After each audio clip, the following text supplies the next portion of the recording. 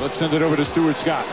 Mike, at the last timeout, Coach Mike Brown, who's usually an X's and O's guy in timeout, was pretty animated with this team. He said all San Antonio is doing is moving it, driving it, trusting their teammates, believing in their teammates. And we're not doing that. We're taking shots when guys are not in a position to rebound. Hey, guys, everybody can't score. We got to work as a team. We got to rebound. Mike? They have not done that. They've had a couple of guys have stretches of good individual play, but they have not worked together as a team in terms of good ball movement, getting quality shots.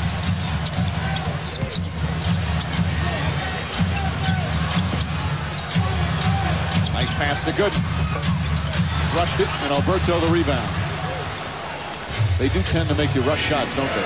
Everything is a grind offensively for the Cavs. The Spurs are all around contesting shots, and they seal the deal with rebounds. Gibson, good job staying in front of Parker. Ginobili a three. And Ilgauskas hauls in his 13th board.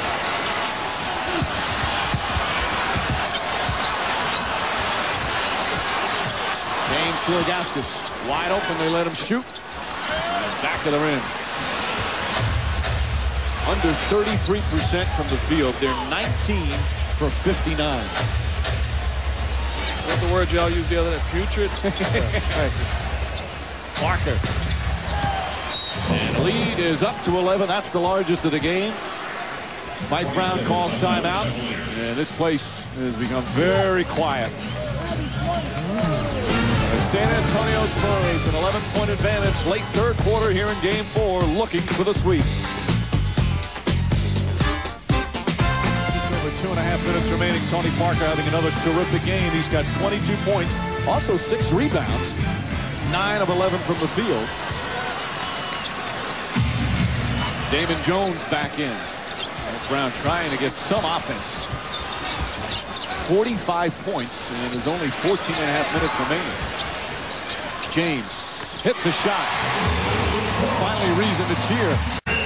Tough shot, but the Spurs are still saying LeBron has to give the basketball up. That time takes a contested jump shot with 2 Spurs defenders on it. Parker gets past Gibson and an easy layup. They work so hard at one end, and then it's so easy down the other end.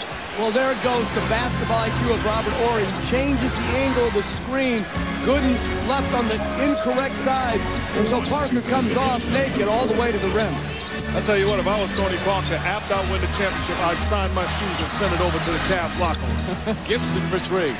Not even close.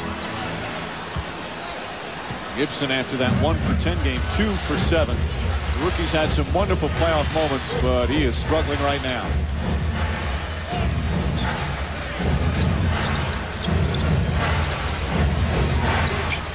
Ginobili spinning. Bowen for 3. And James down with his 4th rebound. He got poked in a foul call. Spurs not in the penalty yet. James is okay. Or he looks to him and says, "Are you okay?" from half court. Nice sportsmanship. Or he picks up his first.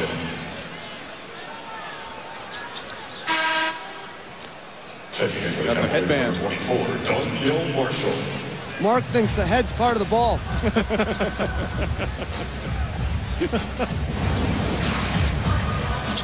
5 for 19 from the field. Of course, he came in on such a high after the Eastern Conference Finals that Game 5 against Detroit was, up until then, the defining moment of these playoffs. Making it to the finals for the first time, but the Spurs have completely taken him out from being a dominant force. And there's a foul by Ginobili.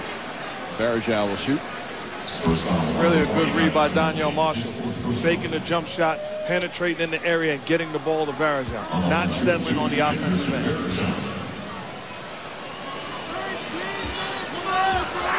Well, the Cavs scored 20 points in the first quarter, only 14 in the second, and they have 14 right now in the third with 1:07 to go. The fewest points per game in an NBA Finals is 79.8. Guilty. It was Jeff Van Gundy's Knicks back in '99. They lost in 5 games to the Spurs. See, but that's just part of the story. Tell the whole story. there were some Patrick injuries. Ewing, yeah, exactly. Oh, my goodness. You lost. You were putrid on offense. Duncan looked like he pushed off on Bergeau and makes a nice move. Only his second field goal. Patrick's let it go. We look like the Phoenix Suns compared to this. LeBron James fires away, blocked by Ori.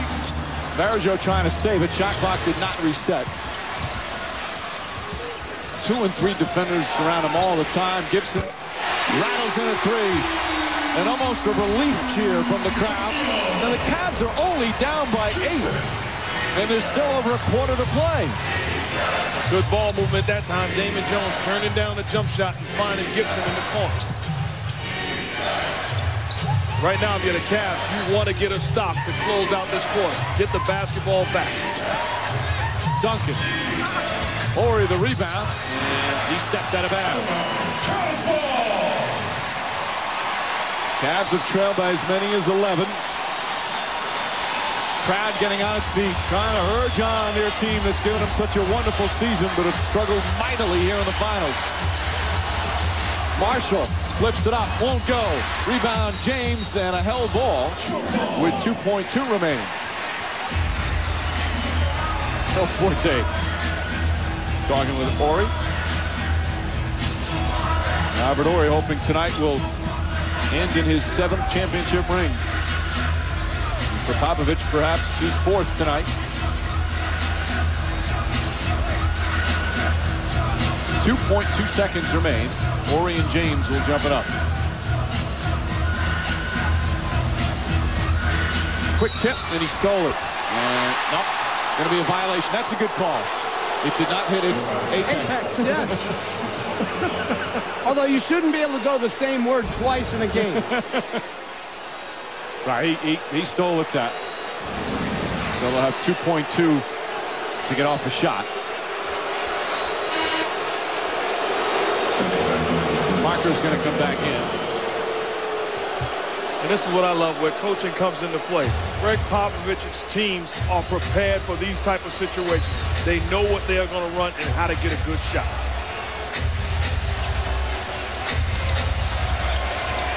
Well, I don't know if this is a good shot, but it's an open shot. And Bowen misfires, and that will end the 3rd quarter. The Spurs now 1 quarter away from another championship. The Cavs 1 quarter